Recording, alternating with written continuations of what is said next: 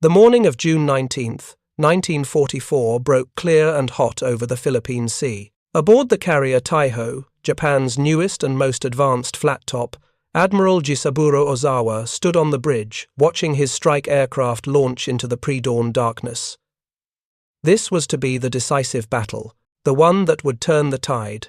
9 carriers, 5 battleships, 13 cruisers, the cream of the combined fleet, all arrayed to crush the American task force that dared challenge Japanese control of the Marianas. But 70 miles to the east, something waited that would shatter every assumption Ozawa and his staff held about this war. Not a single American carrier, not 3 or 4, 15 aircraft carriers arranged in task groups so vast they stretched across 40 miles of ocean, and among them, sleek and deadly, were 5 of the new Essex-class fleet carriers that Japanese intelligence had only begun to understand. If you're enjoying this deep dive into the story, hit the subscribe button and let us know in the comments from where in the world you are watching from today. The Americans called what followed the Great Marianas Turkey Shoot. The Japanese called it a catastrophe. But the real shock, the moment that would echo through Imperial Navy headquarters for the remainder of the war, came not in the battle itself, but in what Japanese commanders learned afterward, when interrogation reports filtered back to Tokyo, when reconnaissance photographs were analyzed, when captured documents were translated, when the terrible arithmetic of American industrial power became impossible to ignore. The Essex-class carriers weren't just ships. They were proof of something Japanese planners had refused to believe: that America could build fleet carriers faster than Japan could sink them, that the war was already lost, not on any battlefield, but in the shipyards of Newport News and Philadelphia and Brooklyn, where steel giants were sliding into the water every 60 days, while Japan struggled to replace what it had lost at Midway. This is the story of how examining American equipment, analyzing intelligence reports, and confronting the material evidence of Essex-class production forced Japanese admirals to realize their fleet was doomed. Not by superior tactics or braver sailors, but by an industrial machine so vast, so relentlessly productive, that it rendered courage and skill almost irrelevant. To understand the moment of realization, we must first understand what Japan believed at the war's beginning. When Admiral Yamamoto planned the Pearl Harbor attack in 1941, Japanese naval doctrine rested on a fundamental assumption that Japan could never win a prolonged war of attrition against the United States. The plan, therefore, was to strike hard, sink American battleships, and force a negotiated peace before American industrial capacity could be fully mobilized. The decisive battle doctrine, inherited from decades of Japanese naval thinking, held that one perfect engagement could determine the war's outcome. For the first 6 months, this strategy seemed to work brilliantly. Pearl Harbor crippled the Pacific Fleet's battleship arm. The strikes against the Philippines, Malaya, and the Dutch East Indies swept Allied forces from Southeast Asia. Japanese carriers operated with near impunity, their Zero fighters dominating every engagement, their pilots the most experienced in the world. By May 1942, Japan controlled a vast oceanic empire, stretching from the Aleutians to the Solomon Islands. But at Midway, in June 1942, the calculus began to shift. 4 Japanese carriers, Akagi, Kaga, Soryu, and Hiryu, went to the bottom in a single day. More importantly, skilled carrier aviators and flight deck crews, the irreplaceable human expertise that made carrier operations possible, died by the thousands. Japanese planners understood this was a serious blow, but they also believed they understood American carrier strength. Intelligence estimated the US Navy possessed perhaps 6 to 8 fleet carriers. Japan still had enough to maintain parity, especially with superior pilot training and combat experience. What Japanese intelligence missed, what their entire strategic framework couldn't accommodate, was the Essex program. In May 1948, Congress had authorized construction of what would become an unprecedented carrier building program. The first Essex-class keels went down in April 1941, months before Pearl Harbor. By the time of Midway, 5 Essex-class carriers were already under construction, and more were being ordered at a pace that would have seemed impossible to Japanese shipbuilders. The Essex-class represented everything Japan couldn't match. Each carrier displaced 27,500 tons standard, could embark 90 to 100 aircraft, and combined speed, protection, and striking power in a package optimized for mass production. Their design incorporated lessons from earlier carriers, but deliberately avoided complexity that would slow construction. They used flat steel surfaces wherever possible, simplifying fabrication. They standardized components across the entire class, meaning parts and trained crews could transfer between ships. They were, in essence, warships designed for industrial-scale manufacturing. American shipyards built Essex-class carriers in an average of 16 to 20 months from keel laying to commissioning. Some were completed even faster. USS Yorktown, the second of the class, took just 16.5 months. This was a construction tempo Japan simply could not comprehend. Building a single fleet carrier, like the Taiho, took Japan 32 months, and Taiho was the only purpose-built fleet carrier Japan would commission during the entire war. Everything else was conversion, adaptation, desperate improvisation from existing hulls.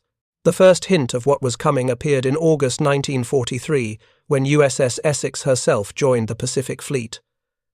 Japanese reconnaissance aircraft spotted her during operations near Marcus Island. The sighting report described a large carrier, longer and beamier than the Yorktown class, with an unusual deck-edge elevator and heavy anti-aircraft armament. Intelligence officers in Tokyo analyzed the photographs. This was clearly a new class. But how many were there? Through late 1943 and into 1944, more Essex-class carriers appeared. Lexington in February 43, Yorktown and Bunker Hill in the spring. Intrepid, Hornet, Franklin, Ticonderoga, the names kept multiplying. By the time of the Marianas Campaign in June 44, 5 Essex-class carriers were operating together in Task Force 58, supported by light carriers of the Independence class and older fleet carriers like Enterprise. Japanese naval intelligence struggled to track them all. Standard procedure was to catalogue enemy carriers by silhouette recognition, tracking individual ships by their unique profile and markings. But the Essex class looked so similar to each other that positive identification became nearly impossible. Was that Essex herself, or Yorktown, or one of the others? Reconnaissance pilots couldn't tell, neither could intelligence analysts. This confusion was itself a form of psychological warfare. Japanese commanders couldn't know with certainty how many Essex-class carriers they faced. 3? 5? 7? Intelligence estimates varied wildly, not because Japanese analysts were incompetent, but because American production had simply exceeded anything they were prepared to measure. The idea that America could build and commission multiple fleet carriers within a single year contradicted everything Japanese naval tradition understood about shipbuilding. But confusion turned to certainty through a different source: captured American equipment. In early 1944, Japanese forces on truck recovered wreckage from an F6F Hellcat fighter that had crashed during an American carrier raid. The aircraft was partially intact, and technical intelligence specialists transported the wreck to the Naval Air Technical Arsenal at Yokosuka for examination. What they found was deeply unsettling. The Hellcat was the standard fighter aboard Essex-class carriers. It wasn't the most maneuverable aircraft. Japanese Zeros could still outturn it in a dogfight, but the Hellcat was rugged, powerful, and engineered for mass production. The Pratt & Whitney R2800 engine generated 2,000 horsepower, giving the Hellcat a substantial power-to-weight advantage. The airframe was built with extremely robust construction. Japanese engineers examining the wreckage noted with surprise that some wing sections were still covered with fabric, a supposed weakness. Yet the overall structure was far stronger than comparable Japanese designs. The real revelation came in manufacturing quality. Every component showed evidence of precision machining and quality control that Japanese factories, strained by wartime resource shortages, could no longer match. If you find this story engaging, please take a moment to subscribe and enable notifications. It helps us continue producing in-depth content like this. Armor plating for the pilot was heavier than anything on Japanese fighters. Self-sealing fuel tanks, which Japanese aircraft lacked, were standard. The radio equipment was sophisticated. The instruments were illuminated for night operations. Everything spoke to an industrial base that could afford to build aircraft not just in quantity, but with protective features that kept pilots alive to fly again. Japanese test pilots who flew captured Hellcats confirmed what the engineers suspected. This was an aircraft designed to be flown by average pilots and still be effective. It didn't require the superlative skill that made a Zero deadly in expert hands. It was, in a sense, the aircraft equivalent of the Essex itself, good enough in all respects, produced in overwhelming numbers, and flown by pilots who were adequately trained rather than masterfully experienced. By mid-1944, captured American documents began filling in the larger picture. When Admiral Shigeru Fukudome's plane crashed near Cebu in March 44, Filipino guerrillas recovered not just the Admiral, but also classified documents outlining Japanese operational plans. Although Fukudome was eventually rescued, the documents made their way to American forces, and American intelligence now possessed a clear view of Japanese strategy. But intelligence flowed both ways. Japanese forces recovered American documents too. A damaged TBF Avenger torpedo bomber crash-landed on a Japanese-held island in the Marshalls. Inside, intelligence officers found carrier aircraft allocation charts. These routine administrative documents listed which aircraft types and how many were assigned to specific carrier air groups. The numbers were staggering. Multiple air groups, each assigned to Essex-class carriers, each with more than 90 aircraft. And the documents referenced carriers by number, CV-9, CV-10, CV-11, going up past CV-20. 20 fleet carriers. Japanese analysts reading these documents understood immediately that this wasn't just about the Essex-class. This was a systemic difference in how the two nations approached war production. Japan had entered the war with 6 fleet carriers and had managed to commission only 6 more during 3 years of fighting, most of those conversions from other hull types. America had apparently built 20 fleet carriers and was still building more. The captured documents were sent to Tokyo, where naval staff officers tried to reconcile these numbers with what they knew about American industrial capacity. Some argued the documents must be disinformation, deliberately inflated to create the impression of overwhelming strength. But reconnaissance reports kept confirming new sightings. The carriers were real. They were operating across the Pacific in multiple task groups simultaneously. They were launching hundreds of aircraft in coordinated strikes that Japanese defenses couldn't stop. In July 1944, a detailed intelligence summary reached Admiral Soemu Toyoda, commander of the combined fleet. The summary, compiled from multiple sources including interrogation of captured American airmen, reconnaissance photographs, and signal intelligence, laid out the Essex program in devastating clarity. The United States had commissioned 14 Essex-class carriers by mid-44. Another 6 were under construction. Production showed no signs of slowing.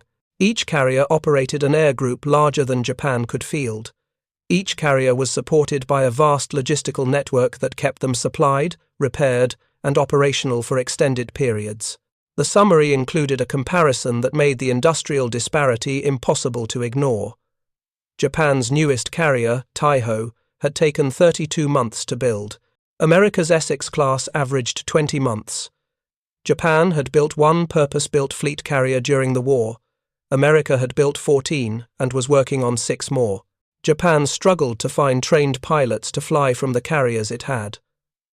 America was training pilots by the thousands at flight schools across the country. Japan rationed aviation fuel. America's carriers operated at such a tempo that fuel consumption wasn't even a consideration. Admiral Toyoda read the report in silence. He had commanded the combined fleet for less than 3 months, having taken over after Admiral Koga's death. He knew the strategic situation was grim, but this report quantified just how grim. The Marianas had been lost. Saipan, Tinian, Guam, all now in American hands, which meant B-29 bombers could reach the Japanese home islands. The Philippine Sea battle had cost Japan 3 more carriers and hundreds of aircraft, and now this evidence that the Americans possessed not just numerical superiority, but an overwhelming industrial advantage that rendered Japanese efforts at parity meaningless. The arithmetic was brutal and inescapable. Even if Japan could somehow sink Essex carriers in battle, and they hadn't, not one, America would simply build more faster than they could be destroyed. Every month, another Essex-class carrier commissioned. Every month, American shipyards launched destroyers, cruisers, escort carriers, support ships in numbers that exceeded Japan's entire annual production. The war, in a very real sense, had been decided not by tactical brilliance or operational art, but by industrial capacity, by the ability to produce steel and aluminum and aircraft and trained crews faster than the enemy could destroy them. Japanese officers examining these figures understood something that American commanders also understood, that carrier warfare in 1944 had become less about individual ship quality and more about mass and sustainability. The Essex-class wasn't dramatically superior to Japanese carriers in any single category. Taiho had heavier armor. Some Japanese carriers were faster, but the Essex program represented something Japan couldn't counter, a systematic approach to naval warfare that treated carriers not as irreplaceable capital ships, but as mass-produced platforms that could be built, deployed, and if necessary replaced, within the industrial cycle of a single year. This realization rippled through Japanese naval command in the summer and fall of 1944. In planning sessions for the defense of the Philippines, officers proposed strategies that required multiple carriers operating in coordinated groups. But the carriers weren't there. Zuikaku, last survivor of the Pearl Harbor attack, would sail with a handful of aircraft, her air group so depleted that she functioned more as a decoy than a strike platform. The jerry-rigged carrier force assembled for Leyte Gulf in October 44 was a shadow of what Japanese doctrine required. Meanwhile, American carrier task groups operated across the Pacific with near impunity. Fast carrier task forces, built around Essex-class carriers, struck targets from the Philippines to Formosa to the Ryukyus, and eventually the home islands themselves. They operated for weeks at sea, sustained by fleet oilers and supply ships, launching hundreds of sorties per day, absorbing whatever counterattacks Japanese forces could muster, and simply continuing operations. When kamikaze attacks damaged Essex-class carriers, they withdrew for repairs and were replaced by other Essex-class carriers fresh from American shipyards. The psychological impact of this reality was perhaps more devastating than any tactical defeat. Japanese pilots who survived missions against American task forces returned with reports that seemed almost fantastical. They described carriers everywhere, carriers operating in groups of 3 or 4, carriers that absorbed hits and stayed afloat, carriers that launched wave after wave of aircraft that simply overwhelmed Japanese defenses through sheer numbers. These weren't exaggerations. They were accurate descriptions of what American industrial power looked like when concentrated at sea. Senior Japanese officers tried to find strategic alternatives. If carriers couldn't defeat carriers, perhaps land-based aviation could. Thousands of aircraft were held in reserve in Japan, waiting for the decisive battle, but land-based aircraft had their own problems. They required airfields, which American submarines and carrier strikes systematically destroyed. They required fuel, which American submarine campaigns strangled. They required pilots, and by late 44, Japan was sending barely trained youngsters into combat, boys with a few hundred hours of flight time facing American pilots with combat experience and aircraft like the Hellcat that gave them every advantage. The captured Hellcat examined at Yokosuka became, in a strange way, a symbol of everything wrong with Japanese assumptions about the war. Japanese engineers produced detailed reports on how to counter the aircraft, develop lighter, faster fighters, improve maneuverability, train pilots to exploit the Hellcat's weaknesses. All sensible recommendations, but they missed the point entirely. The problem wasn't the Hellcat. The problem was that America could produce Hellcats by the thousands, while simultaneously building the Essex-class carriers to fly them from, along with the destroyers to protect those carriers, the oilers to refuel them, the supply ships to sustain them, and the trained crews to operate all of it, indefinitely, for as long as the war continued. By November 1944, Japanese naval intelligence had compiled a complete order of battle for the American carrier force.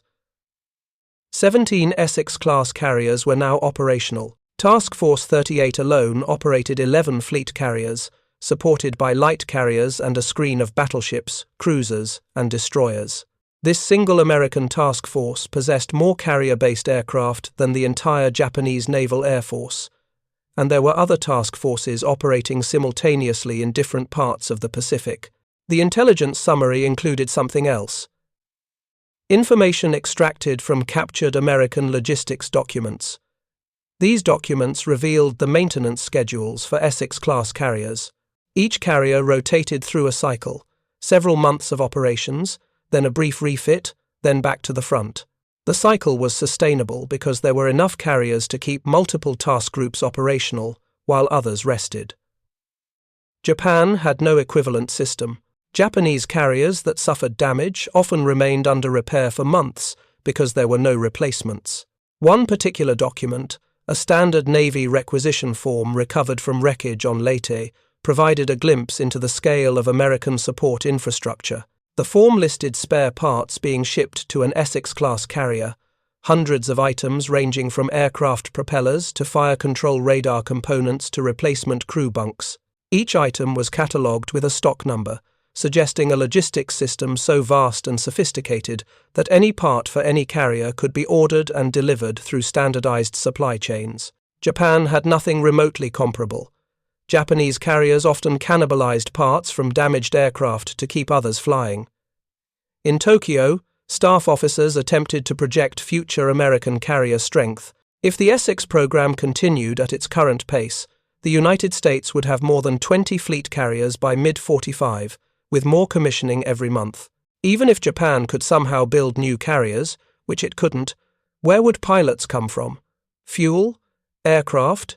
Everything required for carrier operations was in critically short supply, while American carriers seemed to operate under no such constraints. The final piece of psychological defeat came through aerial reconnaissance photographs taken by Japanese aircraft over American-held anchorages. One particular photograph, taken in November 1944 over Ulithi Atoll, showed what had become the forward base for the American carrier fleet. The photograph revealed more than 20 ships at anchor, including at least 8 Essex-class carriers identifiable by their distinctive silhouettes. Around them, a forest of masts and superstructures belonging to battleships, cruisers, destroyers, supply ships, repair ships, hospital ships, an entire floating city of naval power concentrated in one place.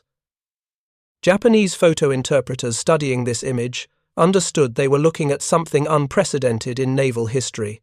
This wasn't a fleet assembled for a single decisive battle, as Japanese doctrine had always envisioned. This was a permanently deployed force, supported by infrastructure that allowed it to operate indefinitely from forward bases thousands of miles from American shores. The Essex carriers at Ulithi would sortie for operations, return for brief replenishment, then sortie again. The cycle never stopped. New carriers arriving from America replaced any that needed more extensive repairs. The machine, once wound up, simply kept running. Admiral Toyoda kept the Ulithi photographs on his desk for days. He showed them to staff officers preparing plans for the defense of Okinawa. He referenced them in meetings about kamikaze strategy. The photographs represented a truth that no amount of tactical cleverness could overcome, that America had fundamentally changed the nature of naval warfare by industrializing it. Carriers were no longer precious, irreplaceable capital ships. They were platforms manufactured by the dozen, operated in groups, and sustained by a logistics system that treated everything as replaceable. This realization transformed Japanese strategy in the war's final months. If conventional naval opposition was futile, then desperate measures became the only option. Kamikaze attacks offered a grim logic: trade one aircraft and one pilot for potential damage to an American carrier, accepting losses that would be unsustainable in conventional warfare, but acceptable if it slowed the American advance. Even this strategy revealed the industrial disparity. Japanese aircraft attacking American carriers were met by screens of fighters so thick that few got through. And when they did, when a kamikaze struck an Essex carrier, the damage, while sometimes severe, was rarely fatal. The Essex-class had been designed with survivability in mind. Extensive compartmentalization meant flooding could be contained. Well-drilled damage control parties could fight fires and make emergency repairs. Multiple redundant systems meant single hits didn't cripple the ship. USS Franklin took 2 bombs in March 45 and suffered catastrophic fires that killed more than 700 crew, yet she made it back to port under her own power. USS Bunker Hill absorbed 2 kamikaze hits in May 45, again with terrible casualties, but survived. The ships were tough, enough to absorb punishment that would have sunk older carriers, and the American fleet had enough carriers that losing even 1 or 2 temporarily didn't significantly impact operations. By early 1945, the strategic situation had become so desperate that Japanese naval headquarters ordered a comprehensive study of American carrier operations. The study, compiled by intelligence officers who had analyzed every engagement since the Marianas, attempted to find exploitable weaknesses in the Essex-class carrier force. The results were sobering. The study identified no critical vulnerabilities. The carriers were fast enough to evade submarine attacks. Their anti-aircraft defenses made conventional bombing extremely costly. Their armor and compartmentalization meant they could absorb multiple hits, and their numbers meant that even successful attacks rarely achieved strategic effect. The study included detailed analysis of American carrier doctrine. Unlike Japanese carriers, which operated with permanently assigned air groups that trained together for months, American carriers treated aircraft and pilots as interchangeable assets. Air groups rotated between carriers. Damaged carriers transferred their aircraft to other ships. The entire system was designed for flexibility and sustainability rather than achieving peak efficiency with specific ship-aircraft combinations. To Japanese officers trained in a tradition that emphasized unit cohesion and long-term training, this approach seemed wasteful and inefficient. But it worked. It worked because America had so many carriers, so many aircraft, so many pilots that inefficiency didn't matter. The sheer mass of available resources compensated for any loss of optimal performance. One section of the study focused on American pilot training. Interrogations of captured American airmen revealed that most had received between 12 and 18 months of flight training before joining combat squadrons.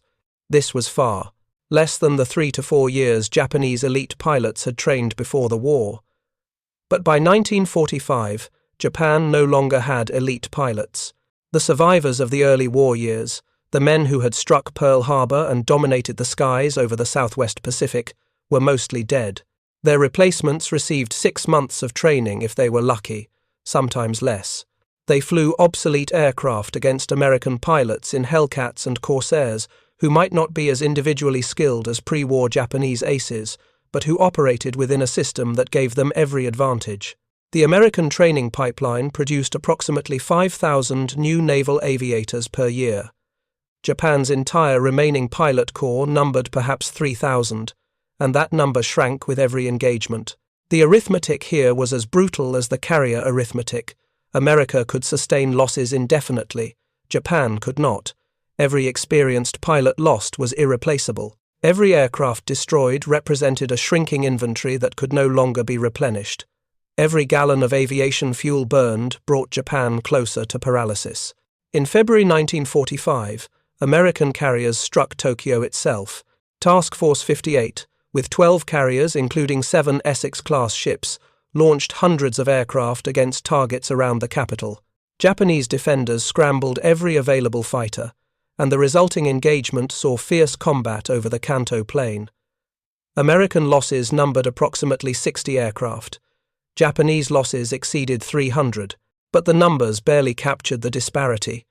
America replaced its lost aircraft within days. Japan could not replace its losses at all.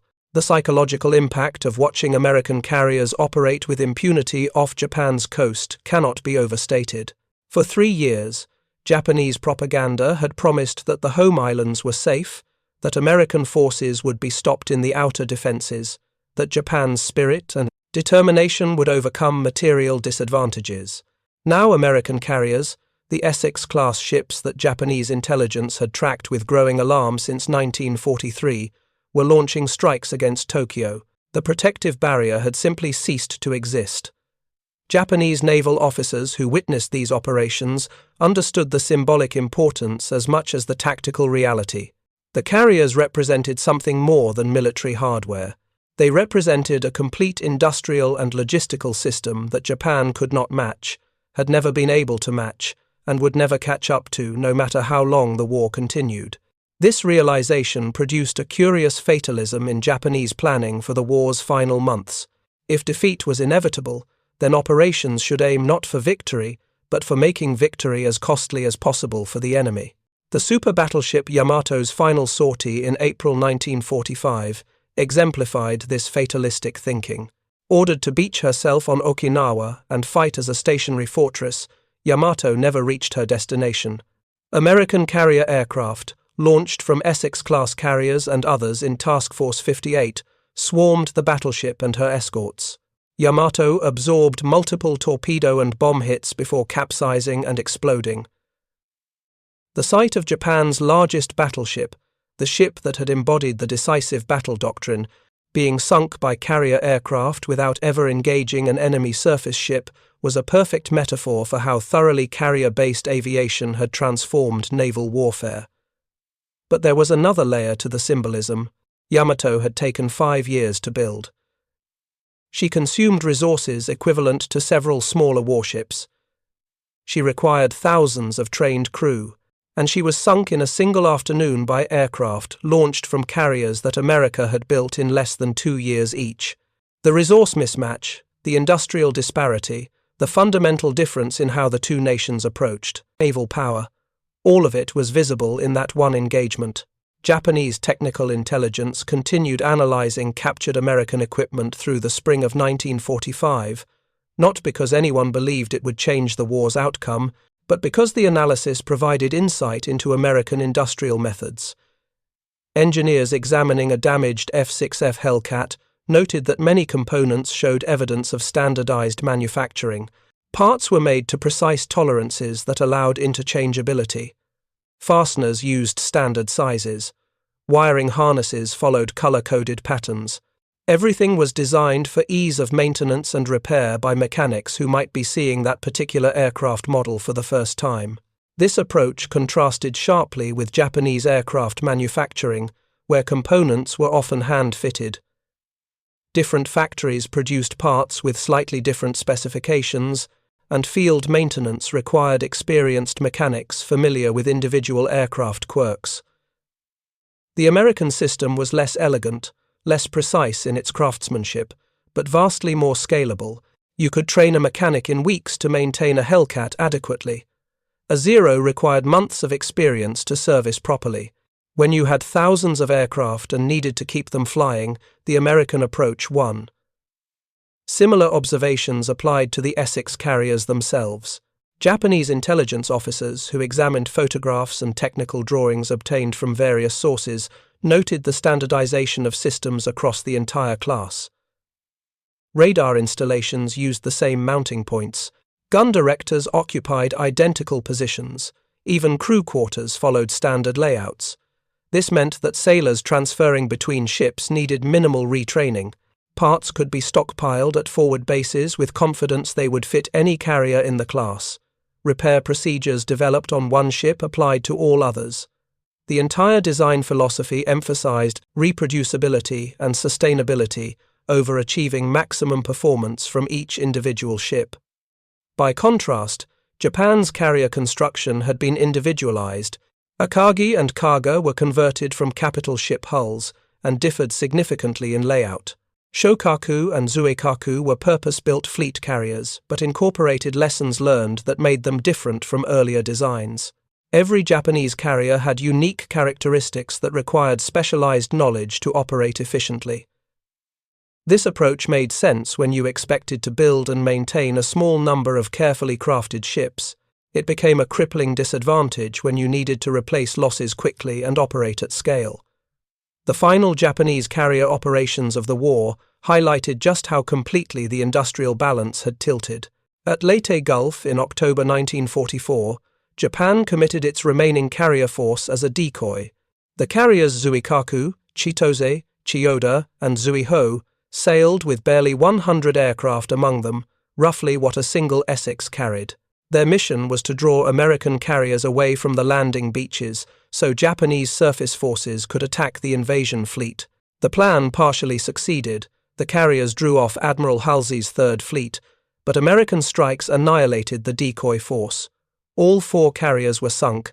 Japan's carrier-borne aviation, the force that had struck Pearl Harbor with such devastating effect, effectively ceased to exist. Meanwhile, American carrier strength continued growing. By the war's end, the U.S. Navy operated 17 Essex-class carriers with more completing construction. Each one represented roughly 20 months of shipyard labor, thousands of tons of steel, and massive industrial infrastructure, but America's shipyards had built them while simultaneously producing hundreds of escort carriers, thousands of landing craft, tens of thousands of aircraft, and supporting the war effort against Germany. Japan had committed everything to building a handful of carriers and couldn't replace what it lost. The industrial statistics, when compiled after the war, told a story that Japanese officers had begun to understand by mid-1944 but couldn't change. Between 1941 and 1945, the United States commissioned 24 Essex-class fleet carriers, 9 Independence-class light carriers, and dozens of escort carriers. Japan commissioned 6 fleet carriers total, only 1 built from the keel up specifically as a carrier during wartime. American shipyards also produced more than 1,200 major warships of all types, from battleships to destroyers. Japanese shipyards produced fewer than 200. Steel production told a similar story. American steel mills produced approximately 90 million tons of steel annually at peak wartime production. Japan's peak production reached 7 million tons, even accounting for the fact that America split its production between the Pacific and European theaters. The disparity was overwhelming. For every ton of steel Japan formed into a warship, America produced more than 10. This advantage cascaded through every aspect of naval production. More steel meant more ships. More ships meant more capacity to project power. More capacity meant more ability to sustain operations. More sustained operations meant more attrition for the enemy. Aircraft production showed perhaps the starkest contrast. American factories delivered more than 97,000 aircraft during the war years, including thousands of carrier-capable fighters and bombers. Japan produced approximately 70,000 aircraft total, and many of those were obsolete by 1944 standards. But pure numbers understated the advantage. American aircraft, like the Hellcat, were designed for rapid production. They used simpler construction techniques, fewer exotic materials, and assembly line manufacturing that allowed factories to produce hundreds per month. Japanese aircraft often required more hand-fitting, more specialized labor, more time per unit. The result was that America could replace losses faster than they occurred, while Japan struggled to replace any losses at all. The human dimension of this industrial disparity proved equally decisive. Essex-class carriers required crews of 2,700 sailors. Operating 17 Essex carriers meant employing nearly 46,000 men at sea, not counting the air groups, the support ships, the logistics network, or the shore establishments. America's population and industrial workforce could sustain this commitment while simultaneously maintaining armies in Europe and the Pacific. Japan's population and workforce, already strained by years of war, could not sustain equivalent forces, even if the ships had been available. Training infrastructure highlighted another insurmountable gap. American naval aviation established training facilities across the United States, from Pensacola to San Diego, producing thousands of pilots annually in a systematic pipeline. Pilots received ground school, basic flight training, advanced training in their specific aircraft type, then operational training before joining fleet squadrons. The system was expensive, requiring hundreds of training aircraft and thousands of instructors, but it worked. Japan's training infrastructure, damaged by fuel shortages and the need to commit experienced pilots to combat, collapsed by 1944.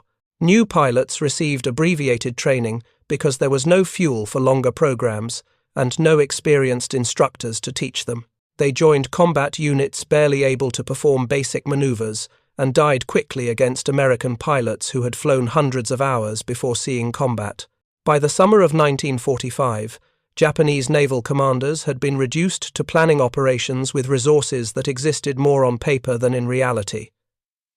Intelligence. Summaries still tracked American carrier positions, noting which Essex-class ships were operating in which task forces. But this information served no practical purpose. Japan had no ability to counter these forces.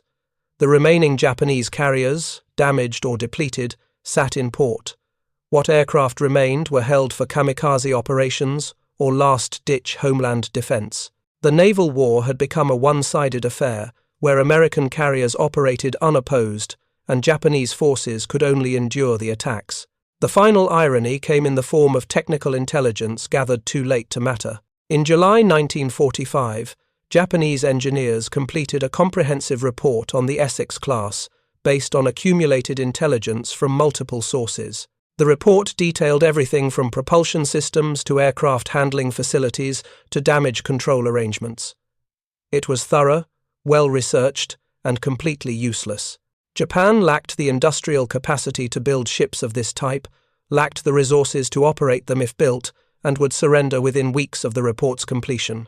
But the report did include one section that captured why the Essex program had been so decisive.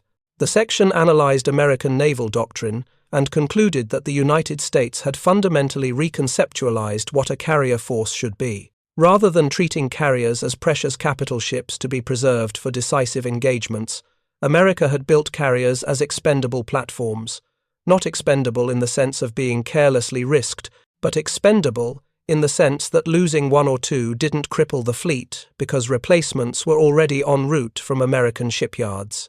This doctrinal shift, enabled by industrial capacity, had rendered traditional naval thinking obsolete. When Japan surrendered in August 1945, the Essex-class carriers that had helped force that surrender continued operations. They patrolled Japanese waters. They supported occupation forces. They evacuated Allied prisoners of war. And they prepared for what American planners thought might be an extended occupation. The ships had been built for a long war, and they were ready for whatever came next. That readiness, that sense that American naval power could simply continue indefinitely, was perhaps the final demonstration of the industrial advantage that Japanese admirals had confronted and failed to overcome. The moment of realization, when Japanese intelligence officers laid out the Essex program's scope and implications for senior commanders, had occurred sometime in mid-1944, probably around the Philippine Sea battle. The specific date mattered less than the recognition itself. From that point forward, Japanese naval strategy became a holding action, an attempt to delay inevitable defeat rather than pursue victory. The Essex carriers, those sleek steel platforms with their distinctive silhouettes, had become symbols of something Japan could not match, could not counter, and could not outlast. Post-war interrogations of Japanese naval officers confirmed what the intelligence summaries had suggested. Admiral Toyoda, asked when he realized Japan would lose the naval war, dated it to the summer of 1944 when the scope of American carrier production became clear. Other officers gave similar dates, usually tied to specific intelligence reports or battle observations that made the industrial disparity undeniable. None suggested they had believed victory possible after mid-44. The war continued for another year, but from a Japanese naval perspective, it was already over. The Essex-class carriers themselves enjoyed long post-war careers. Many were modernized in the 1950s with angled flight decks and other improvements for jet operations. They served in Korea, Vietnam, and various Cold War deployments. The last Essex-class carrier remained in service until 1991, nearly 50 years, after the first of the class was commissioned. This longevity testified to the soundness of the basic design and the quality of construction, but it also served as a reminder of American industrial power. Ships built quickly during wartime proved durable enough for decades of peacetime service. 4 Essex-class carriers survive today as museum ships: Yorktown in South Carolina, Intrepid in New York, Hornet in California, and Lexington in Texas. Visitors can walk their decks, explore their hangar bays, and see firsthand the spaces where sailors lived and worked during the Pacific War. For Japanese visitors, particularly those old enough to remember or whose parents remembered the war, these ships represent a complicated history. They were instruments of Japan's defeat, but they were also examples of what industrial democracies could accomplish when fully mobilized. The story of how Japanese admirals examined American equipment and intelligence and realized their fleet was doomed is ultimately a story about industrial power. Not courage, not skill, not tactical brilliance, though all those mattered, but the simple ability to produce warships faster than they could be sunk. The Essex program represented industrial warfare at its most efficient, a systematic approach to naval power that treated ships as manufactured goods rather than handcrafted masterpieces. Japan had entered the war believing spirit and training could compensate for material deficiencies. The Essex carriers proved that belief tragically wrong. The captured Hellcat examined at Yokosuka, the intelligence reports documenting American production rates, the reconnaissance photographs showing carriers at anchor, all of these were pieces of evidence that accumulated until the conclusion became inescapable. Japan was not losing the war because its sailors were less brave or its officers less competent. It was losing because America could build 17 fleet carriers while Japan built one. That arithmetic, cold and impersonal, determined the Pacific War's outcome as surely as any battle. In the end, the examination of Essex-class carriers, whether through captured documents, technical intelligence, or simple observation of American operations, forced Japanese commanders to confront an uncomfortable truth that their strategic doctrine had not prepared them for. Modern industrial warfare favored nations with vast production capacity and sustainable logistics over nations with superior training and tactical excellence. The decisive battle doctrine, which assumed one perfect engagement could determine war's outcome, collapsed when faced with an enemy that could absorb defeats and continue fighting with undiminished strength. The Essex carriers were the embodiment of that strength, and Japanese admirals who watched them operate knew they were witnessing their own fleet's doom. Not in a single climactic battle, but in the relentless arithmetic of steel and production schedules, where American shipyards won the war one carrier at a time until Japan simply ran out of ways to resist. Thank you for watching. For more detailed historical breakdowns, check out the other videos on your screen now, and don't forget to subscribe.